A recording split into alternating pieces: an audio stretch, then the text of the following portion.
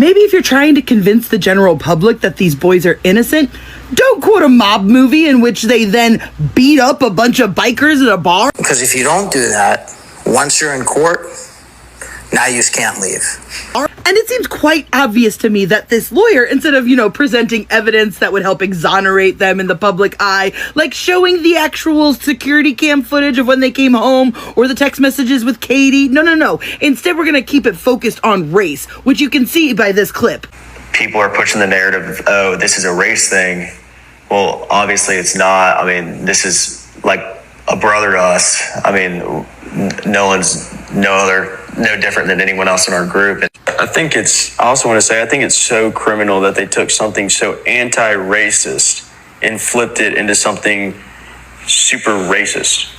Like this is the definition of anti-racism. I mean, that we did not look at Nolan any different than I looked at him, or even you. Okay, first off, that even you was wild. It's quite clear from that sentence that Jax has never had an actual conversation about racism in his entire life. I was friends with a black person. That's the most anti-racist anybody's ever been. This situation was the most unracist thing that's ever existed. It's the media. They're the ones making this racist. No, you don't understand what that means. It means your story doesn't hold water, and when people called you out on it and called out the investigation on not even investigating, that is systematic racism. It's very, very clear to me that the lawyer is the one telling them to keep the focus on race. Because you can see the lawyer and the gears in his head turning and nodding and agreeing along with all of the racial stuff. And you can see him kind of being like, yeah, okay, that's what I'm saying, yeah. So it's very clear that that was one of the bullet points that the lawyer told them to hit home over. And another one was the Coast Guard. Why would I call the Coast Guard if I knew he was dead? I called the Coast Guard right away. First off, you didn't. You waited till 11 o'clock. Second, it's not like the Coast Guard searched for him that night. Warren clung to that like it was a safety raft. I think from the beginning, I'm glad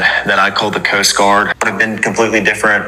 I'm glad I called the Coast Guard. It's like, I'm sorry, Warren, but it's actually way more suspicious that you called the Coast Guard, because first, you didn't want to call the Coast Guard when you guys were sinking, and then for some reason, you assumed that Nolan was still out on the island at 11 o'clock at night. Why wouldn't you assume that he came back with the person he was supposed to come back with, and something happened to him in transit? Because no reasonable person would think that he was still out on the island, in my opinion. Because in your own words, Warren, you said you didn't talk to Katie till the next day. And then speaking of the island, the lawyer tries to say that by them going to the island and looking around, that it absolutely exonerates them and that the narrative couldn't be this, and ends it with a wild statement, mind you. People who have been sucking up way more oxygen than they're entitled to have not been to the island. I'm willing to bet that a lot of the hustlers and profiteers and liars have not been to that island, and you have to go to that island. And being at the island today was revelatory. It was really illuminating. It's a very dynamic marine environment, first of all. But when you go to the island, you see instantly that what some people want to be true, what they wish to be true, they're trying to wish it to be true. They're trying to make it true through their lies. It's actually not possible. It is a very, very long and narrow barrier island. It's basically very low sand dunes. And the particular part of the island that we're dealing with, there are no trees. It's hardly any foliage, hardly any tree cover, hardly any plants, and it's wide open. And on July 4th, there were thousands of people there. There is no possible way that anybody could have committed a murder in broad daylight. Murder? Who's saying anything about a murder? Most of us are under the assumption that an accident happened and they covered it up. All of this stuff that they keep trying to point to as evidence that they didn't do anything to him are not actually evidence. You know what is evidence? The security cam footage. Explain to us why the grandfather was the one who canceled the CETO. How about that? And what I see is just a complete lack of responsibility with these boys, because listen to this phrasing. I wish we would have never, I think about this every day, I wish we would have never went out on the 4th of July, because I know this wouldn't have happened. You see, instead of saying, I should have made sure my friend got home safely, they said, I wish we had never gone out. And I have to admit, my little antennas buzzed a little when it sounded like he was going to say, I knew this was going to happen, right? That seems like what he was going to say. It wasn't, maybe we shouldn't have been underage drinking. They literally say, we did everything right. I mean, there's not much I would change from my point of view and my friend's point of view. I think we did everything right, and I know we did nothing wrong. Those are not the words of somebody who lost their brother, their best friend, a month ago. And I lost one of my closest friends in a suspicious way, I blamed myself, even though I hadn't even physically seen her in a couple years. And for those of you guys saying that Jax is the one that people should press, I fully disagree. He is the one that I think is the scariest out of these interviews. Watch the way he looks at Warren during this moment. We live in a very tight-knit community, and for people to, push back and say these things when they know what Ocean Springs is like, it's really hard. And I don't think I haven't had many personal encounters, but I know being around the Oh, he felt like he was saying something to Warren. Because let's not forget, it was his grandparents' house that they all got together at. It was his grandparents' house that they went back to and thus should have security cam footage from. And out of all of them, Jax is the one that is holding his body in a different way, who is more controlled, more level-headed. If these kids were truly looking to exonerate themselves, they would actually start addressing some of these questions, like, who was the fourth boat? Why were all of you huddled up out there together? Who drove the fucking Palm Beach? Boy, they really didn't want you to see this video because they made it ineligible immediately so you wouldn't see it. So let's go through a speed run of the information. We can now definitively say that this is Jax. We can also now definitively say that this is Morgan. He's wearing the same hat as well as the same bracelets. So where were they on the Triton? Now that we've got a much clearer video thanks to Officer Tatum, it's obvious that there is nobody in an orange swimsuit or a paisley swimsuit on this boat. We also barely see that there's somebody here in the red shorts. Now in this Katie Snapchat picture, I've been saying that there was somebody in the background here wearing red shorts. So I pumped up the exposure and as you can see, it certainly looks like it. They seemingly have similar body types as well as similar hairlines. We also know that whoever was in the red shorts was also on the shoreline when the fight broke out. Now who was involved in that fight? Warren's brother, Carter, who trains in Brazilian Jiu-Jitsu. And by Warren's own admission, his brother put someone in an arm bar. And in case you don't know what that looks like, go ahead and look at that placement on the back of the head there.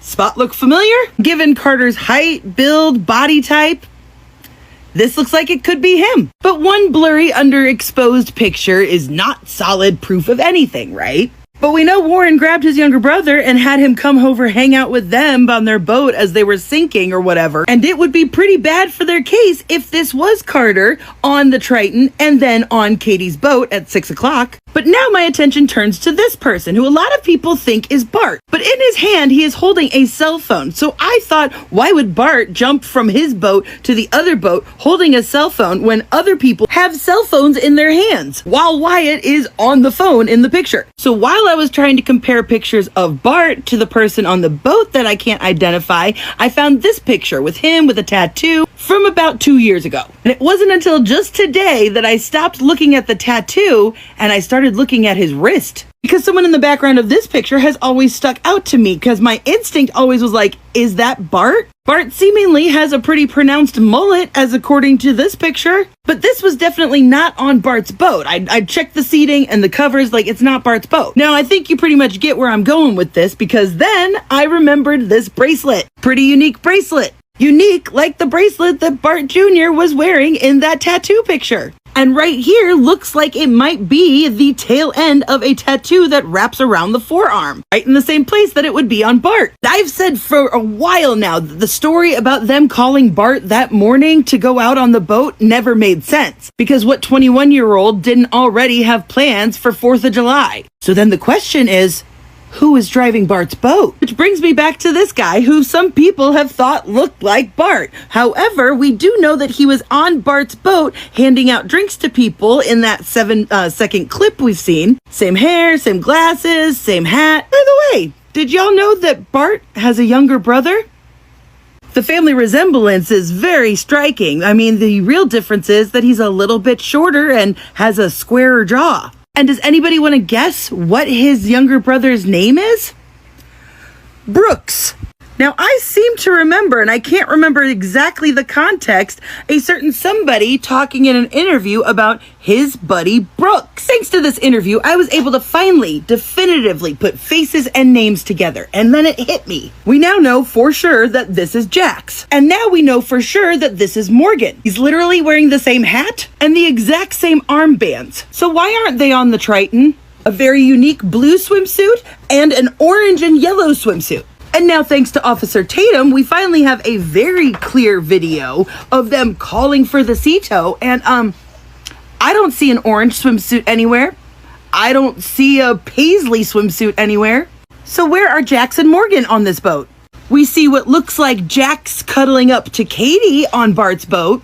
So is this Bart over on their boat? Because here he was in that video handing out beers from his boat, and the sunglasses and the hat look the same. But what if it's not? Just stick with me, I'm going to come back around to it. Because now I want to talk about Warren's 17-year-old brother, Carter. Carter, who we know got into a fight with someone and put someone in an armbar on the shore. Carter, who Warren said he told to come over and hang out with all of them and chill out. Carter, who practices Brazilian Jiu-Jitsu. Notice the hand placement. And if you're like me, I had to go look up and see what an armbar exactly is and how it is done. And oh, look at the placement of that arm. Yeah. Now this seems to me like it definitely could be Carter. Picture was just taken in December, so the haircut, the hairline, the body type, all of it. We also know that the person in the red shorts were on the shore when the fight happened. Now y'all remember this picture, the Katie Snapchat pictures? Well, I brightened it up. All I did was just pump up the exposure, nothing else. And look in the background here. Oh, red shorts, just like I said. Lighter colored hair with a very familiar looking back of the neck. Now, of course, I'm not saying whether this is or isn't Carter. Boy, this wouldn't look good for anybody if this is Carter on Katie's boat at 6:02. But you know, one underexposed, blurry picture a smoking gun does not make. Unless somebody with a very unique haircut and a very distinct piece of jewelry happens to show up in one of these pictures. Because Mullet Boy here has always bothered me because for some reason he's wearing what looks like jeans. Not saying they are jeans, just can't definitively prove one way or the other whether they are or not, or if it's just the design of the swim trunks. When I went back through some of the photos I had collected of Bart Jr. to try and figure out if this was him or not, I found this picture I had archived. Thanks to the tattoo in this picture, which is the reason I screen grabbed it, that's why I'm like, I don't think this is Bart, because I feel like I would see the tattoo there, but and mind you, this picture is a couple of years old, but I just kind of wanted a timeline for this tattoo for identification purposes. And then I stopped getting distracted by the tattoo on his arm, and I looked at the bracelet on his wrist. Pretty unique set of bracelets, right? I mean, hopefully by now you've figured out where I'm going with this. Why, what a unique set of bracelets. So between the mullet and these bracelets, someone may come to the conclusion that Katie and Bart were on a boat together. Maybe not Bart's boat, because after all, they're claiming that this boat belonged to a Marty McGrath, who's the one who came and got people. But if that's Bart here, then who was driving Bart's boat? Did you guys know that Bart has a younger brother? Very similar looking, but I'll tell you what, very different jawlines. Almost like the jawline of this person on the Triton. And guess what his brother's name is? Brooks.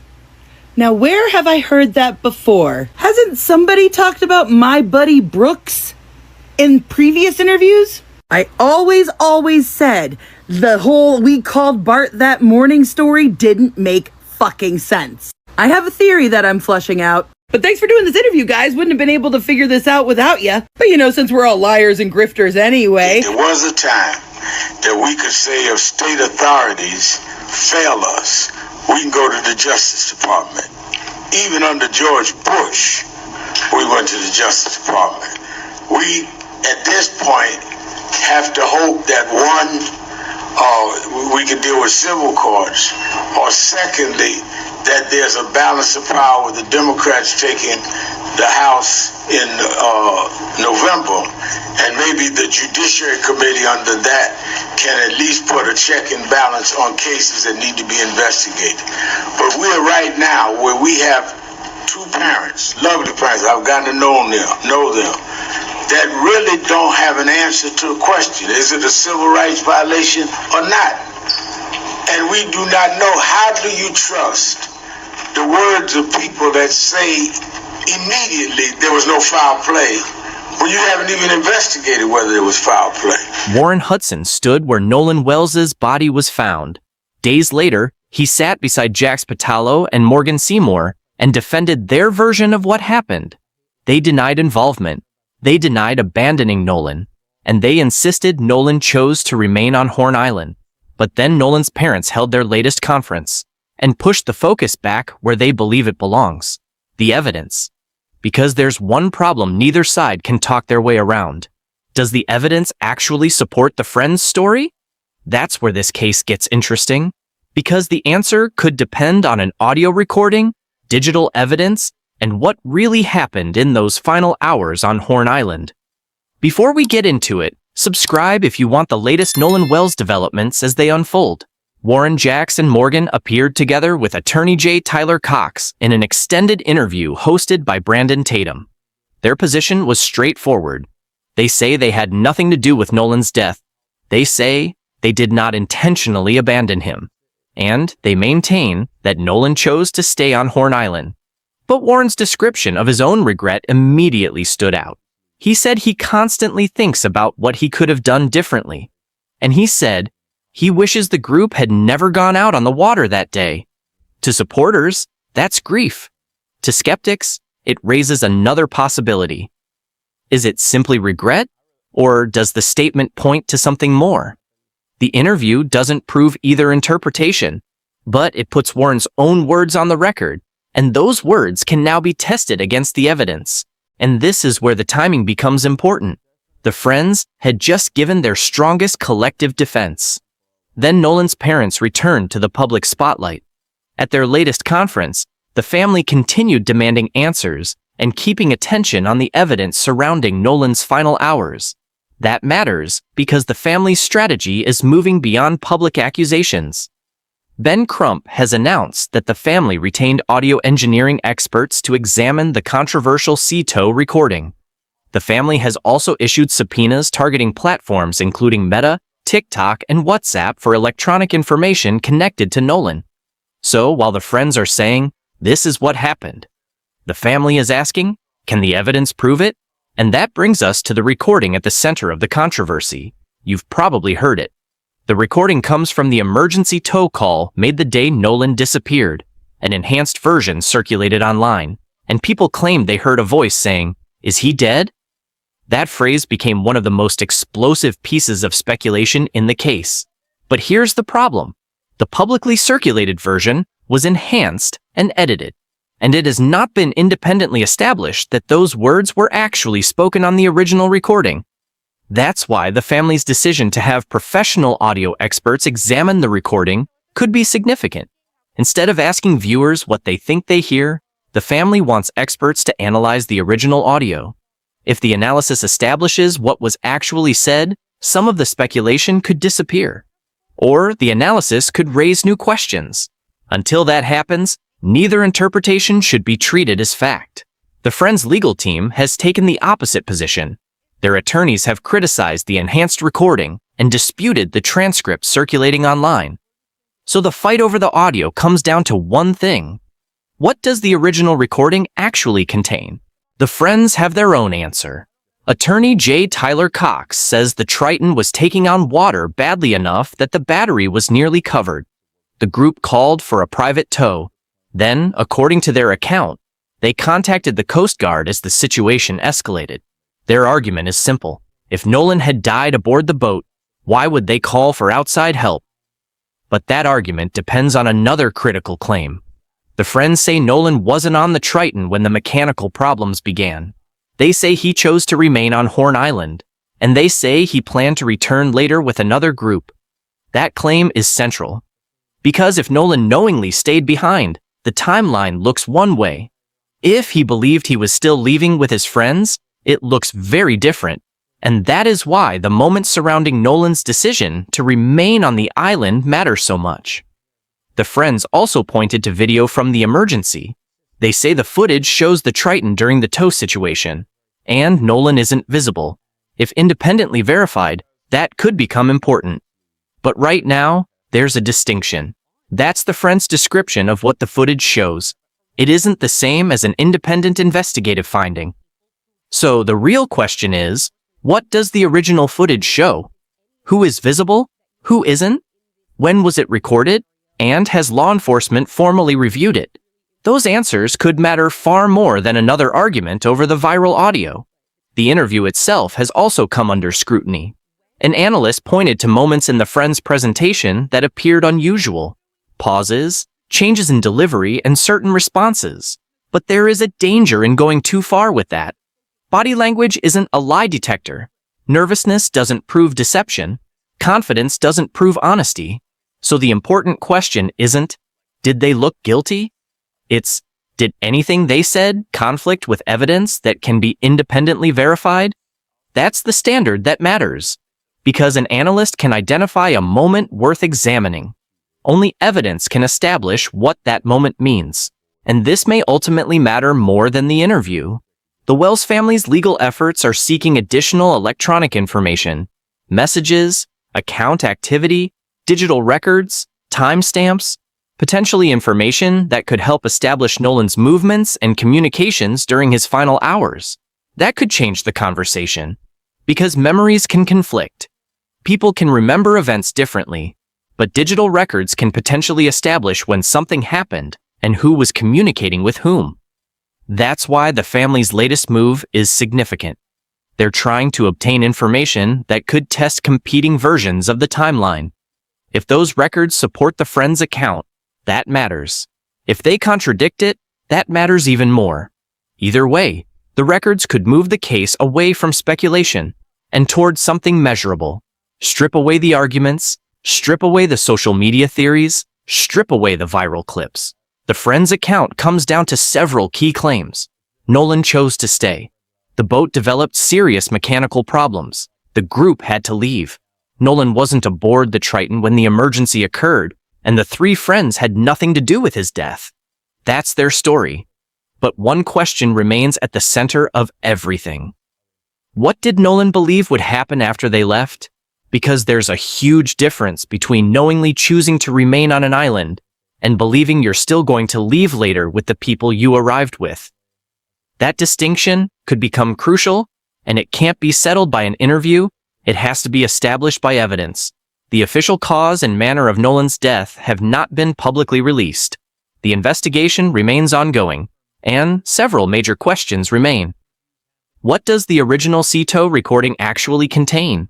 What does the boat footage show? What will the digital records reveal? What did witnesses see? And what will investigators ultimately conclude? Those questions matter more than whether an interview looked convincing. Because there's a difference between telling a consistent story and proving that story. The Friends have now given the public their strongest defense yet. They deny involvement in Nolan's death. They deny intentionally abandoning him. They reject the race allegations. They say Nolan chose to stay. And they say the viral audio has been distorted. Meanwhile, Nolan's family is pushing for the underlying evidence to be examined. Professional audio analysis, additional digital evidence, the boat footage, witness accounts, and, eventually, the official investigative findings. That's where this case goes next.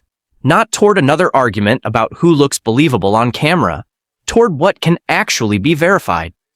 Warren Hudson has now stood where Nolan's body was found. All three friends have put their story on the record. Nolan's parents have renewed their demand for answers. And some of the most important evidence still isn't publicly available. So the question isn't, who won the interview? It's, does their story survive the evidence? Because the next major development may not come from another interview. It could come from the original audio, a digital record, the boat footage, or an investigative finding the public hasn't seen yet. Nolan Wells was 18. He went to Horn Island with people he knew. He never came home. His family deserves answers, and the Friends deserve a fair process. The evidence has to decide what happened. What do you think deserves the closest scrutiny now? The Friends interview, the CETO audio, the digital evidence, or Nolan's decision to remain on Horn Island?